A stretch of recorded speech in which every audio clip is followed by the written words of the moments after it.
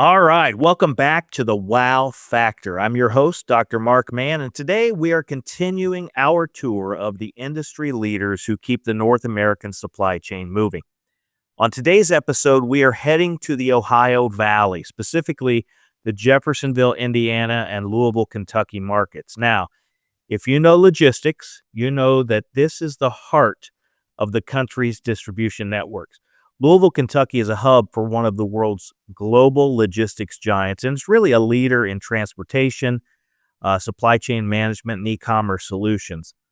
Louisville's Bluegrass Commerce Park stands out nationally due to its massive scale. It's got a great strategic location near the Worldport hub at the airport. And there's a really good diverse industry mix that includes logistics, manufacturing, and professional services. And dare I mention the bourbon industry. Joining me is a veteran of the industry. He has spent years on the cartage and logistics side with another major player in the logistics and storage business. And now he leads our Meisler Trailer Rental brand in Kentucky and Indiana as general manager. Chris Martin, welcome to the show. Great to be here, Mark. I'm so excited to talk trailers and talk about logistics and giving everybody the wow factor. Absolutely. So Louisville, Kentucky has been called the northernmost southern city and the southernmost northern city. Is that still the case? I believe that's pretty fair way to describe it for sure. Yeah, you're an hour from, a couple hours from Nashville, a couple hours from Indy, a couple hours from Cincinnati. It's a fascinating place. Bourbon and thoroughbreds, right? It is, and that's what makes us, I think, stand apart here at this location is that we're close to everybody, and we're able to, in this hub, is get to everybody within a couple hours of Evansville and Indianapolis and Cincinnati, and so we're able to help people in that circle. So yes, it's a great place to be. Great market. So let's jump right in. So you've been in this game for decades, from the world of some of your current competitors years ago to this specialized world of Meisler. How did you first find your way into this world of warehouses and yards and trailers and all of that? Well, you start years ago. So yeah, it goes way back. I've been around a long time doing this, and it's every day's a challenge. It's fun. I enjoy helping the people. But yeah, there's kind of a group of us here that have all, I say, grown up together, but there's quite a few of us that have worked together for a long time in this industry. And we all, like brothers, have grown up, and there's been some good times and some bad times, but we've all, we weathered through it. And I think we all have the same common goal as helping people and seeing people succeed and being able to really solve problems. Yeah, absolutely. Finding the right solution right now. That's what we always say here, right? So that's what we're all about, for sure. Yeah, for those listening who aren't in the Ohio Valley, what does a normal day look like for you running the Meisler branch right now here in this area? Well, honestly, I like to come to work. We had the whole work from home thing. That was never, I never was good at that. So I do enjoy getting up and I say putting my boots on and going to work. I like to come in, kind of get the day going, talk to my guys, get the office, just get everybody head rolling in the right direction. We all understand what we're up against, understand what the goals are for the day. And then at that point, I'll get out, see customers, maybe take somebody to lunch, do the things that I enjoy. But I do like to come to work and be with my folks and get things going. Yeah, good. Tell me a little bit about the team there in the Jeffersonville and the Louisville area. One thing I'm very proud of with these guys, we try to run our own road calls. So when my mechanics, when you call and you have a problem, 90% of the time, if I can, we're sending our own people out. We do have a great vendor network, but what I like to do is send a representative of Meisler Trailer Rental to your lot. That way, he's representing who we are. He understands he's going to come out and do a good job in an efficient time. And we're not out there trying to take advantage of anybody. We're really, it's about uptime for you. If you got a trailer doors ripped off or if something has happened, but we're just great people. We got Holly's in the office. We got Ethan he's running the operation from a day-to-day standpoint, Dustin, and then just all the people that the mechanics, just a great seasoned team of folks that just make when you call, one of us is going to answer the phone. So that's the difference is that we're going to solve your problem hopefully before we hang the phone up. Yeah, so often today you call someplace and get a recording, right? And you guys actually, I mean, the phone rings and you pick it up. Yeah, I don't know about you, but it drives me crazy to hit one or two or who you want to talk to. You're not going to get a phone tree here. You're going to get me, Ethan, Dustin, or Holly. So you're going to get one of us four when the phone rings. And most customers I give my cell phone to. Hey, call me on my cell phone. If you can't, if you don't want to call the office, I'm always will answer my phone, even if it's spam. That is rare. That is so rare. I mean, you've got John calls our GMs the local market CEO, and you've got a local market CEO that if the phone rings, you're picking it up. They're talking to the guy who can make it happen, right? He's empowered us to essentially call us a CEO because he gives us the power to do whatever we need to do to get the job done. Yeah, the authority, right?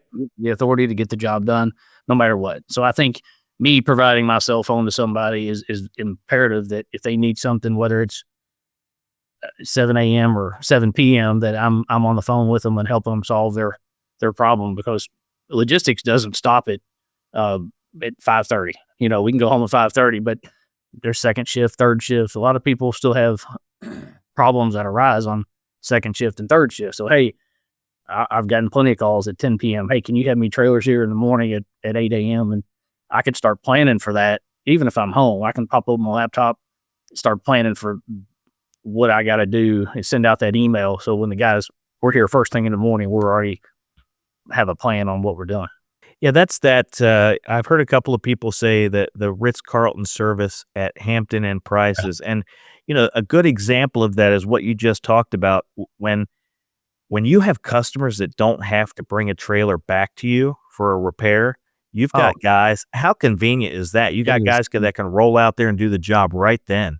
Yep, we just made a great LinkedIn post. Ethan went out and took a picture of Zach putting the door on at a local automotive supplier that ripped the door off, and they needed that trailer right then, so we loaded the door up and went out and put a door on for them. So yes, that I think John says it right with the Ritz Carlton service, because we try to be that no matter who it is. You got one trailer or 100 trailers, we want to be we want to rent you the trailer and we want to take care of you too, so that it's not just transactional.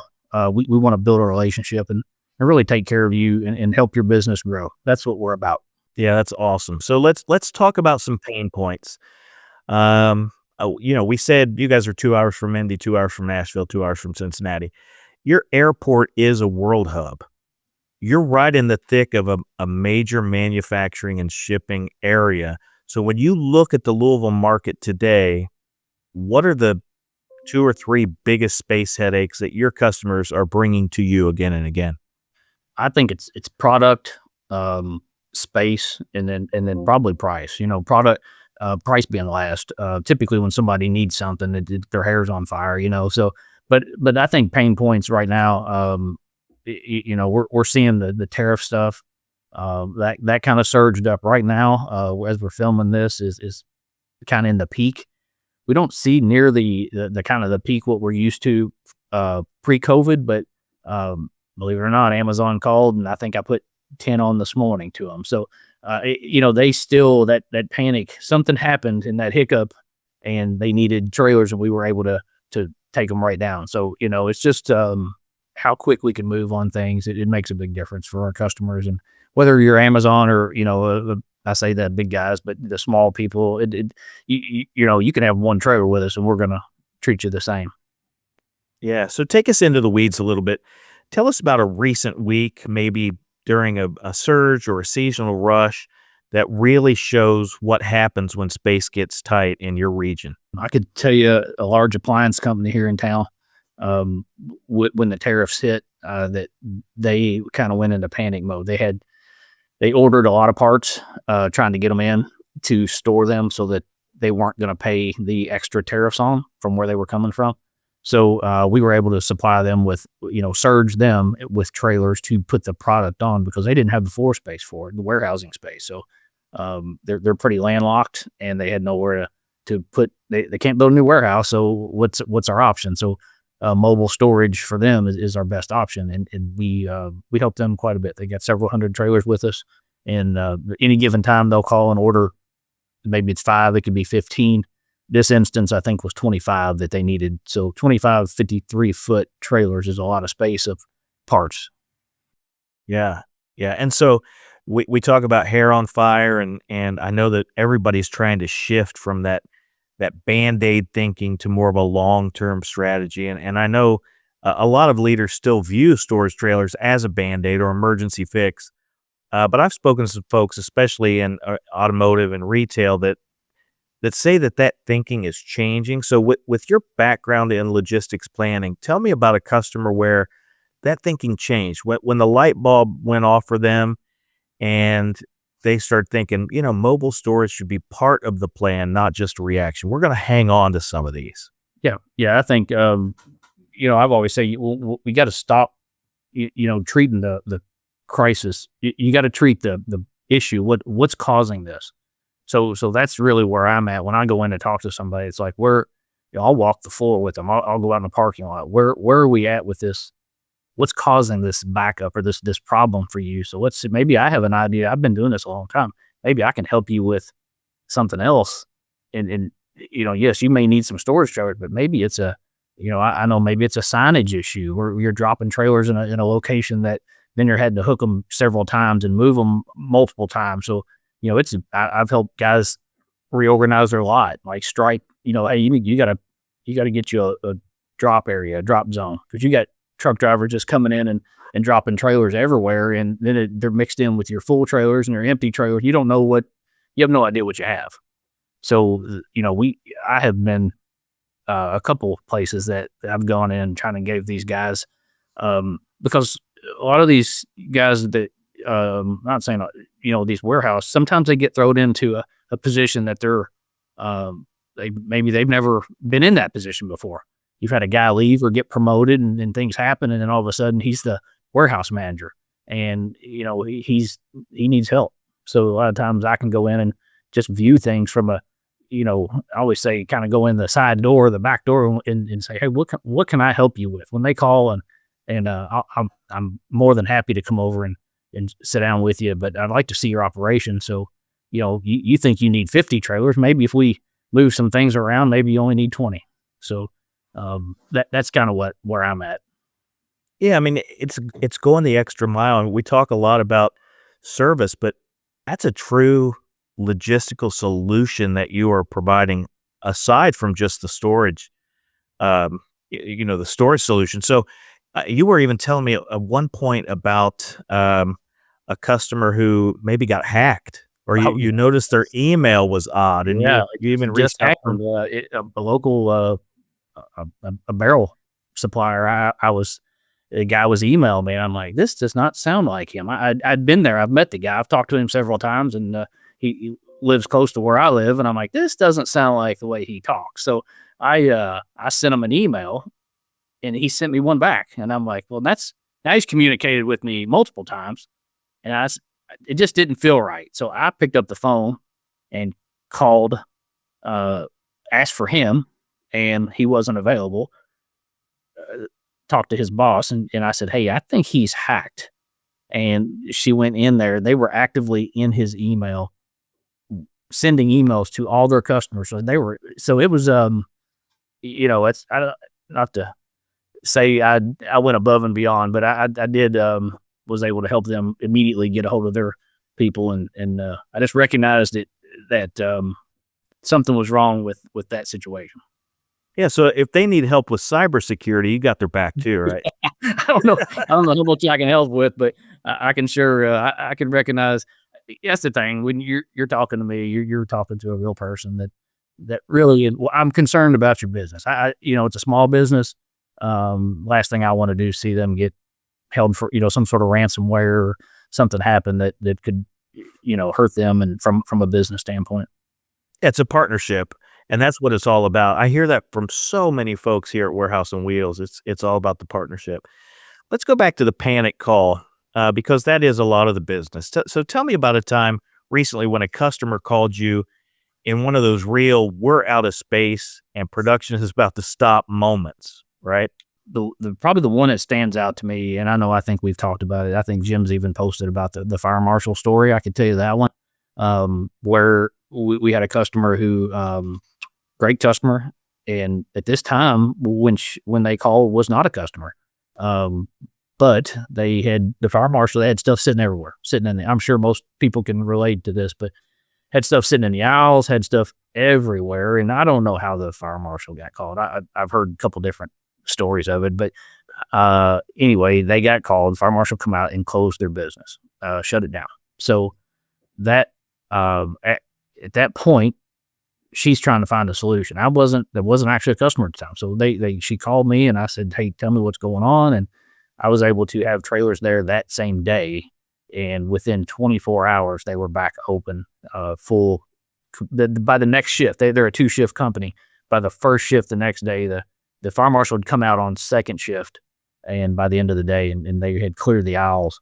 And by that relationship, by me helping her out, at one time we had I think 125 trailers on rent to them.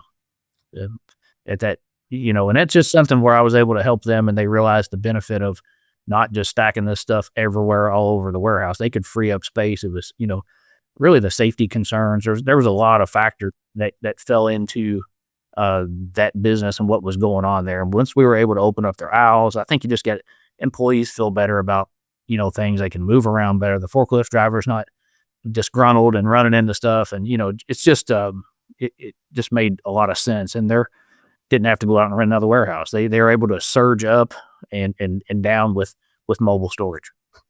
Yeah, I mean, you really changed their lives in a matter of 48 hours. I mean, that's crazy. Yep. Yeah, when they would get their business back open, and but it was a matter of just reacting immediately and not answer the phone, solve the problem, and that's what we did.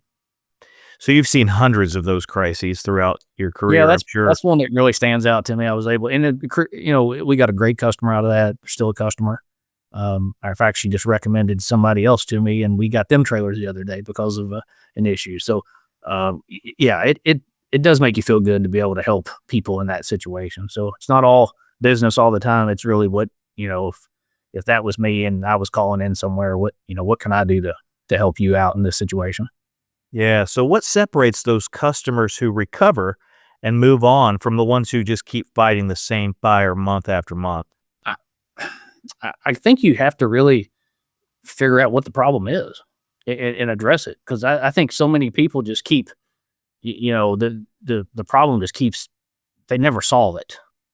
And it doesn't have to be a warehouse. You don't have to go build a new warehouse. It could be mobile storage like what we provide.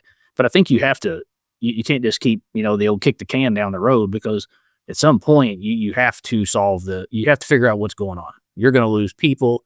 It's just everything's in an uproar all the time. You got management and your people on the floor upset, can't move.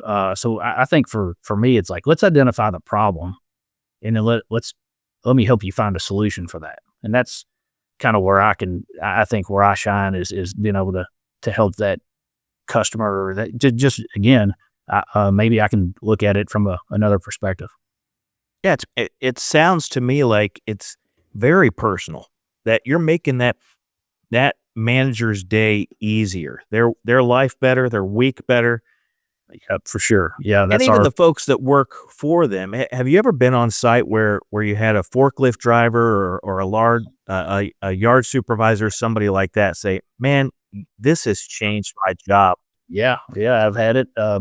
One thing is, everybody sees our red Meisler trailers. We, I don't. The red stands out, and the sea of red on you see it. But you wouldn't believe the drivers, yard dog drivers, who've said to me, "Man, I love these Meisler trailers.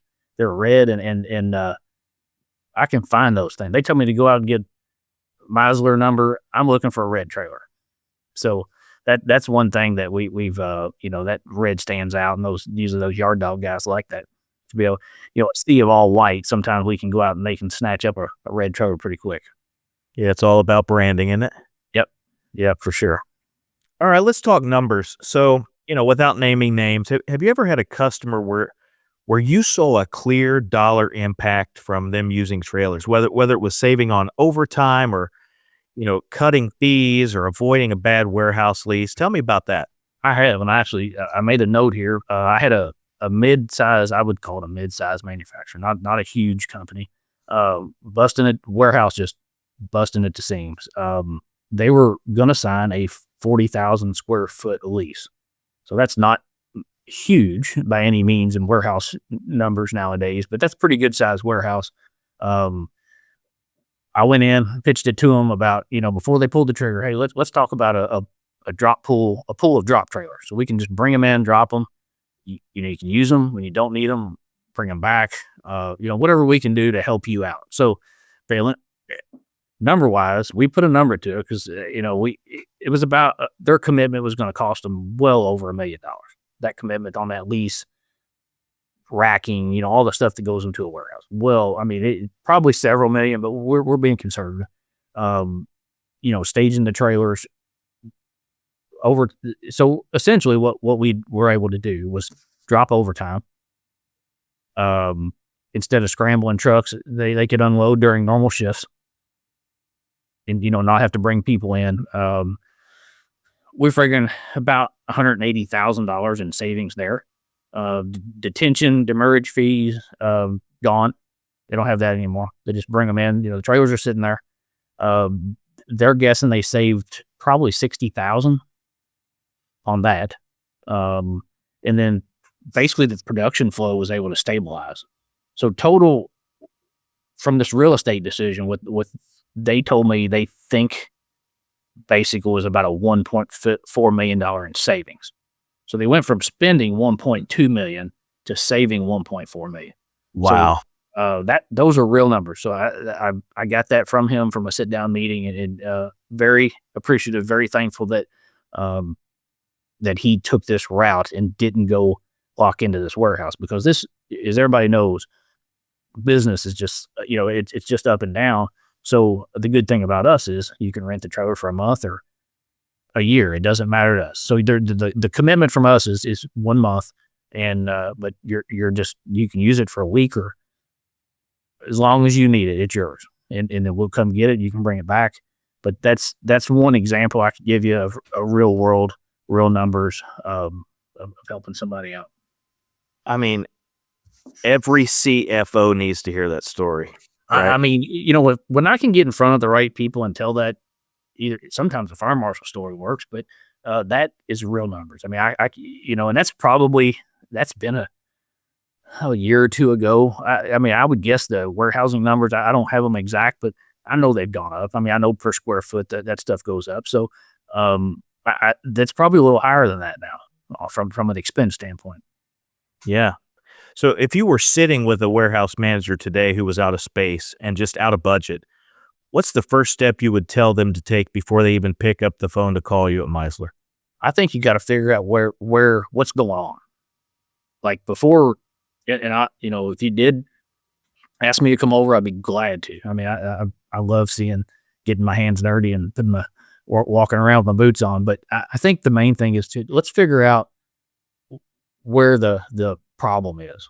And before you order a bunch of trailers and the expense of, bringing them to you and doing all the things. So let's figure out where the problem's at, and then let me help you figure out what you need. How many skids can we get in? How many, all the things that a lot of these guys just don't, they just got a warehouse and they've never used this solution.